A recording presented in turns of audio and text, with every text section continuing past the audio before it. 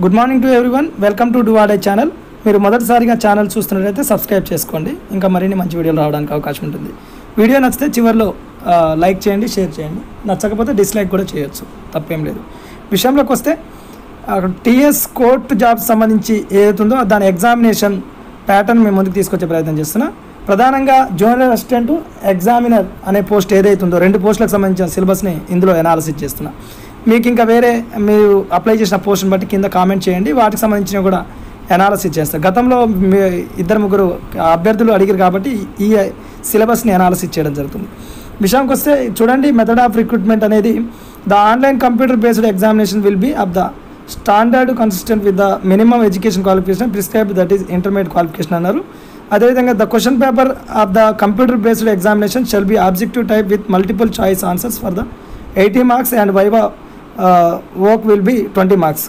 అంటే టోటల్ 100 మార్క్స్కి ఎగ్జామ్ ఉంటుంది. దాంట్లో 80 మార్కులు మాత్రం కంప్యూటర్ బేస్డ్లో ఎగ్జామ్ ఉంటుంది. ఆ 80 మార్కులు కూడా కింద ఇవ్వడం జరిగింది.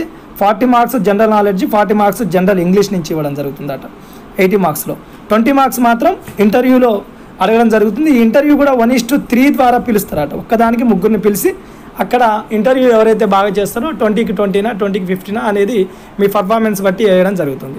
సో ఎగ్జామ్ టోటల్గా 100 మార్క్స్, 80 మార్క్స్ కంప్యూటర్ బేస్డ్లో రిటర్న్ ఎగ్జామినేషన్ 90 నిమిషాలు టైం ఇస్తారు.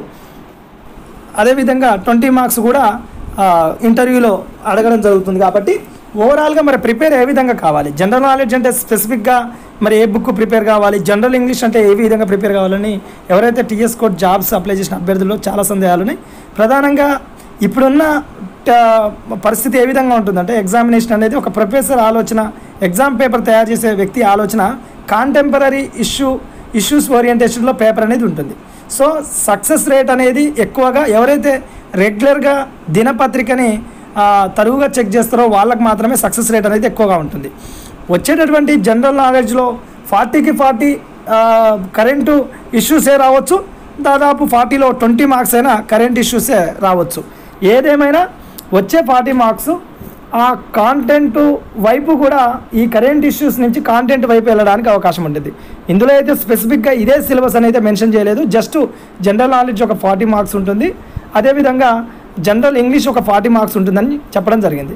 ఇక జనరల్ ఇంగ్లీష్ విషయానికి వస్తే మీరు ఏదో ఒక ప్రైవేట్ ఇన్స్టిట్యూషన్ మెటీరియల్ తీసుకొని ప్రిపేర్ కాండి. సబ్ ఇన్స్పెక్టర్ కానిస్టేబుల్కి ఏ విధంగా ప్రిపేర్ అయ్యారో దాదాపుగా అదే ఓరియంటేషను, ఏదైతే ప్రిపోజిషన్స్, ఆర్టికల్స్, ఆ ఓరియంటేషన్ ప్రిపరేషన్ ఉందో ఆ ఓరియంటేషన్లో చూసుకోండి. ఇంకా కొంత ఇంకెక్కువ ప్రిపేర్ కావాలనుకున్న వాళ్ళు రెనెన్ మార్టిన్ పుస్తకాన్ని కొనుక్కునే ప్రయత్నం చేయండి, లేదా ఏదో ఒక ఇన్స్టిట్యూషన్ మెటీరియల్ని తీసుకోండి. మొన్నటి వరకు ప్రిపేర్ అయింది. అయితే ప్రధానంగా మనం ఈ 40 మార్క్స్ మాత్రం ఖచ్చితంగా గెయిన్ చేయాల్సిన అవసరం ఉంటుంది. జనరల్ ఇంగ్లీష్ ఎలా వస్తుందో గెట్ చేయలేం కాబట్టి వస్తే ఈజీగా వస్తే అందరు పెట్టేస్తాం, లేదు టఫ్గా వచ్చినప్పుడు ఎవరు పెట్టే పరిస్థితి ఉండదు, ఎవరు 1-2 అభ్యర్థులు మాత్రమే పెట్టే పరిస్థితి ఉంటుంది. కాబట్టి దాన్ని పెద్ద ప్రభావవంతంగా ఉండకపోవచ్చు. కాబట్టి మీరు ఉన్నటువంటి జనరల్ నాలెడ్జ్ విషయంలో మాత్రం ఖచ్చితంగా కాంటెంపరీ ఇష్యూస్ జనరల్గా రోజువారీ పేపర్స్ని చెక్ చేసే ప్రయత్నం అయితే చేయండి.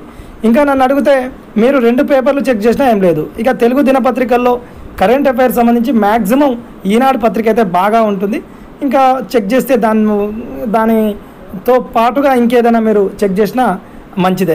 సాక్షినో ఇంకా నమస్తే తెలంగాణనో ఈ ఓరియంటేషన్లో దాంతోపాటు చెక్ చేయండి. ఈనాడు మాత్రం ఖచ్చితంగా చదివే ప్రయత్నం చేయండి. ఇది కరెంట్ అఫైర్స్ విషయంలో. ఎందుకంటే ఈ జనరల్ నాలెడ్జ్ అనేది దాదాపు కరెంట్ ఈవెంట్స్ నుంచే వస్తుంది అనేది నా అభిప్రాయం.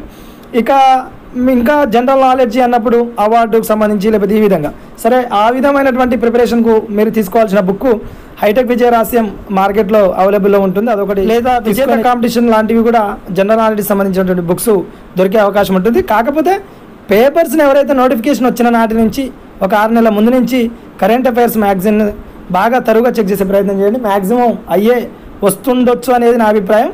ఇంకా ప్రీవియస్ పేపర్స్ను కూడా చెక్ చేసే ప్రయత్నం చేయండి. గతంలో కోర్టు ఎగ్జామ్స్ సంబంధించి ఏమైనా ఎగ్జామ్స్ కండక్ట్ చేసిన ప్రీవియస్ పేపర్స్ ఏమైనా అవైలబుల్లో ఉంటే ఏమో చెక్ చేసే ప్రయత్నం చేయండి.